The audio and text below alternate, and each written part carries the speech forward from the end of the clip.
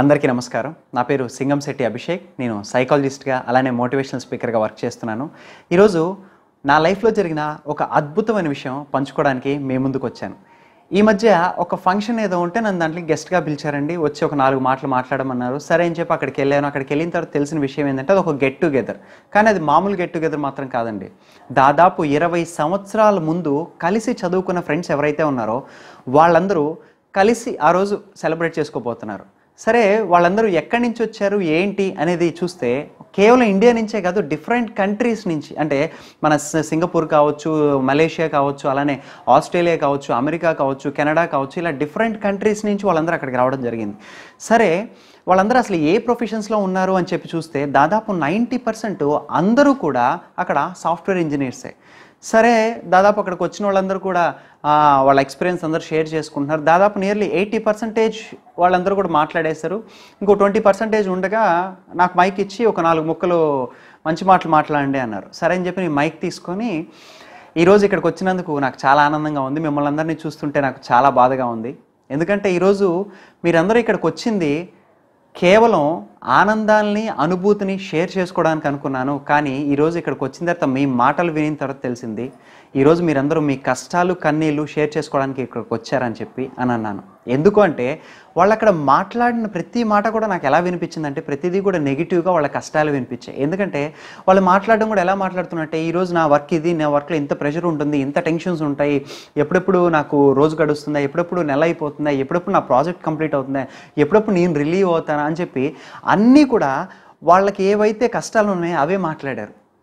దాని తర్వాత అప్పుడు చెప్పాను, మీరు అవన్నీ మాట్లాడుతుంటే నేను అక్కడ కూర్చొని ఆలోచించాను, అరే వీళ్ళందరికీ ఇన్ని కష్టాలు ఎందుకు వచ్చాయని. తర్వాత నాకు ఆలోచించిన తర్వాత అనిపించింది 20 ఏళ్ల ముందు కానీ మీకు కానీ మీ లైఫ్లో కానీ కొంత కానీ క్లారిటీ ఉండుంటే ఈరోజు మీరందరూ కూడా ఆనందంగా ఉండేవాళ్ళు అనిపించింది. కానీ ఈరోజు మీ అందరినీ చూసి ఒక అద్భుతమైన విషయం నేర్చుకున్నాను. డబ్బు ఉండే ప్రతి చోట కూడా ఆనందం ఉండదు, కానీ ఆనందం ఉండే ప్రతి చోట కూడా డబ్బు ఉంటుంది అని. మరి ఈరోజు ఎంతమంది మనస్ఫూర్తిగా గుండె మీద చేసుకొని చెప్పండి మీరు ఆనందంగా, తృప్తిగా మీరు మీ జాబులు చేస్తున్నారు అని అడిగాను. అడిగితే అక్కడ 100%లో కేవలం 5% మాత్రమే హ్యాండ్స్ రైజ్ అయ్యి, మరి మిగతా 95% పరిస్థితి ఏంటి అని అడిగాను. అడిగిన వెంటనే అక్కడ 5% ఎవరైతే హ్యాండ్స్ రైజ్ చేశారో వాళ్ళ నుంచి ఒక అతను లేచి, ఈరోజు మీరు మాట్లాడేది వింటుంటే నాకు మా నాన్నగారు గుర్తొస్తున్నారండి. ఎందుకంటే మా నాన్నగారు రిటైర్డ్ పోలీస్. మా నాన్నగారు ఈ 2 విషయాలు చెప్పి మమ్మల్ని చిన్నప్పటి నుంచి పెంచారు. ఒకటి, నువ్వు చేసే పని మీద నీకు 100% క్లారిటీ ఉండాలి, అలానే నువ్వు చేసే పని నీకు ఖచ్చితంగా ఇష్టమై ఉండాలి అని. ఈరోజు నేను చేసే పని నాకు ఎంత ఇష్టం అంటే నేను చచ్చేంత ఇష్టం. అలానే ఈరోజు నేను చేసే పని ఎందుకు చేస్తున్నానని నాకు 100% కాదు 1000% క్లారిటీ ఉంది అన్నాడు. వెంటనే నేను అడిగాను, సార్ ఇంతకు మీరు ఏం చేస్తారు అన్నాను. ఆయన ఒకే మాట చెప్పాడు, ప్రాణం పోసేది దేవుడు, అదే ప్రాణాలు నిలబెట్టేది డాక్టర్, మరి అదే ప్రాణాలు కాపాడేదే సైనికుడు. నేను ఇండియన్ ఆర్మీలో టాప్ 10 కమాండర్స్లో ఐఎమ్ ది వన్ అన్నాడు.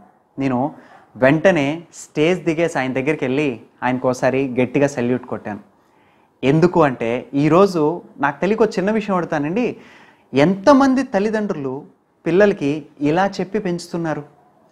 దాని తర్వాత నేను చాలా కాలేజ్కి, స్కూల్స్కి వెళ్ళిన తర్వాత అడిగాను, అసలు మీరు ఎందుకు చదువుకుంటున్నారు, మీకు క్లారిటీ ఉందా అసలు ఎందుకు అని అడిగితే వాళ్ళందరూ ఏం చెప్పారంటే ఇంట్లో వాళ్ళు పంపిస్తున్నారు, మేము చదువుకుంటున్నాం అని స్కూల్లో పిల్లలు చెప్పారు. దాని తర్వాత కాలేజ్లో పిల్లలు ఏం చెప్పారంటే డబ్బు సంపాదించడానికి, ఇంకొంతమంది ఏం చెప్పారంటే జాబ్ తెచ్చుకోవడానికి, ఇలానే చెప్పారు. కనీసం ఒక్కరంటే ఒకరు కూడా సార్ మేము పెట్టుకున్న గోల్స్ కోసం మేము ఇష్టంగా చదువుతున్నాం అని కనీసం ఒక్కరు కూడా చెప్పలేదు. మరి ఈరోజు ప్రాబ్లం ఎక్కడుందంటారు? సరే కాసేపు ఆ విషయం పక్కన పెడదాం, తల్లిదండ్రులు చెప్పారా లేదో ఆ విషయం పక్కన పెడదాం. కానీ ఈరోజు జనరేషన్లో ఉండే యూత్కి కనీసం వాళ్ళ లైఫ్ పట్ల కొంతైనా క్లారిటీ ఉందా అంటే, లైఫ్ పట్ల ఏమో పక్కన పెడితే కొన్ని విషయాలు మాత్రం అద్భుతమైన క్లారిటీ ఉంది. ఎలాంటి క్లారిటీ అంటే ఈరోజు ఒక ఫోన్ కొనాలంటే ఎంత మెగా పిక్సెల్ కావాలి, ఎంత ర్యామ్ కావాలి, ఎంత రోమ్ కావాలి, ఎంత ఎక్స్టర్నల్ మెమరీ కావాలి, ఎంత ఇంటర్నల్ మెమరీ కావాలని 100% క్లారిటీ ఉంది. అలానే ఏదైనా ఒక బైకో ఒక కారో కొనాలంటే నాకు ఎలాంటి మోడల్ కావాలి, ఎలాంటి కలర్ కావాలి, ఎలాంటి సీసీ కావాలి, నాకు టాప్ ఎండ్ కావాలా, లో ఎండ్ కావాలా, మిడిల్ ఎండ్ కావాలా, ఇలా 100% క్లారిటీ అయితే ఉంది. ఈరోజు మనం అనుకుంటాం అందరూ మనం ఎవరైనా సక్సెస్ఫుల్ పీపుల్ గురించి చెప్పండి అంటే మనం ద గ్రేట్ పీపుల్ అంటాం. మరి ఈరోజు గ్రేట్ పీపుల్ అంటే మహాత్మా గాంధీ కావచ్చు, స్వామి వివేకానంద కావచ్చు, అలానే అబ్రహం లింకన్ గారు కావచ్చు, వీళ్ళందరూ లైఫ్ స్టోరీస్ చదివితే అరే వీళ్ళకి ఎంత క్లారిటీ ఉందా అనుకుంటాం. కానీ మనందరికి తెలియని ఒక విషయం ఏంటంటే, మనకి తెలిసిన ఒక విషయం ఏంటంటే ఫస్ట్ చెప్తాను. అరే వీళ్ళు గ్రేట్ పీపుల్ కాబట్టి వీళ్ళకి లైఫ్లో ఎంత క్లారిటీ ఉంది అనుకుంటాం. కానీ మనకి తెలియని ఒక విషయం ఏంటంటే, వాళ్ళకి లైఫ్లో క్లారిటీ ఉంది కాబట్టి వాళ్ళు ఈరోజు గ్రేట్ పీపుల్ అయ్యారు. మరి ఈరోజు మన లైఫ్లో మనకి క్లారిటీ వద్దా? ఖచ్చితంగా కావాలి. మరి ఈరోజు ఆ క్లారిటీ ఎలా వస్తుందంటే, ఈరోజు నేను చెప్పబోయే ఒక చిన్న ఫార్ములాని కానీ మీరు కానీ యూజ్ చేయగలిగితే ఖచ్చితంగా లైఫ్లో క్లారిటీ వస్తుంది. ఆ ఫార్ములా ఏంటంటే, నేనేమంటా అంటే ప్రతి లైఫ్ కూడా C to C ఈ రెండిటి మధ్యలోనే మన లైఫ్ ఉంటుంది అంటాను. ఎందుకు అంటే first C is equal to confusion, second C is equal to clarity. మనం పుట్టినప్పుడు ఊహ తెలిసేటప్పుడు అంతా కూడా ఫుల్గా కన్ఫ్యూజన్లో ఉంటుంది, పెరిగే కొద్దీ మనకి క్లారిటీ వస్తుంది, రైట్? మరి ఈరోజు ఈ మధ్యలో లైఫ్ని ఈ సీని బ్యాలెన్స్ చేసేది ఇంకోటి ఏంటి అంటే అది కూడా CA.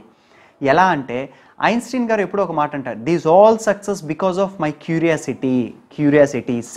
అంటే ఈరోజు ఆ C వల్లే, అంటే క్యూరియాసిటీ అంటే మనకిలో ఉండే ఆసక్తి, తెలుసుకోవాలన్న ఆసక్తి. ఈరోజు ఎంతసేపు మనం రోజుకి కనీసం 5 నిమిషాలు 10 నిమిషాలు కనీసం 1 నిమిషం అయినా సరే మనకి మన లైఫ్ పట్ల ఆసక్తి ఉందా? అంటే కనీసం రోజుకి 1 నిమిషం అయినా సరే మనం కానీ మన లైఫ్ పట్ల గురించి ఆలోచిస్తే, ఆసక్తి కానీ చూపించగలిగితే ఖచ్చితంగా క్లారిటీ వస్తుంది. దానికి ఉదాహరణ నేనే అండి. 2018లో నేను స్టార్ట్ చేశాను, తర్వాత 2028 వరకు ఈరోజు నాకు 100% క్యాలెండర్ అంటామో లేకపోతే టైం టేబుల్ అంటామో ఏమంటారో నాకైతే తెలియదు, నా దగ్గర మాత్రం అదొక పెద్ద చార్ట్ ఉంది మా ఇంట్లో చూస్తే. ఈరోజు ఎటువంటి క్లారిటీ అంటే 2018 ఏంటి, 2020 ఏంటి, 22 ఏంటి, 25 ఏంటి అంటే ఈరోజు నేనున్న నా ఫీల్డ్లో నెక్స్ట్ లెవెల్కి వెళ్ళడం ఎలా అనేది నాకు 100% క్లారిటీ రావడానికి కారణం ఏంటంటే రోజుకి 5 నిమిషాలు నేను నా లైఫ్లో చూపించిన చిన్న ఆసక్తి మాత్రమే.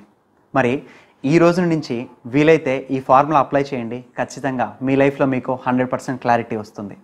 మీకు కానీ ఈ వీడియో కానీ నచ్చినట్లయితే తప్పకుండా షేర్ చేయండి. మరిన్ని వీడియోస్ నావి చూడాలంటే తప్పకుండా సబ్స్క్రైబ్ చేయండి, అలానే బెల్ ఐకాన్ కూడా టచ్ చేయండి. నేను పెట్టిన ప్రతి వీడియో నోటిఫికేషన్ ఫస్ట్ మీకే వస్తుంది. Thank you for watching. Jai Hind.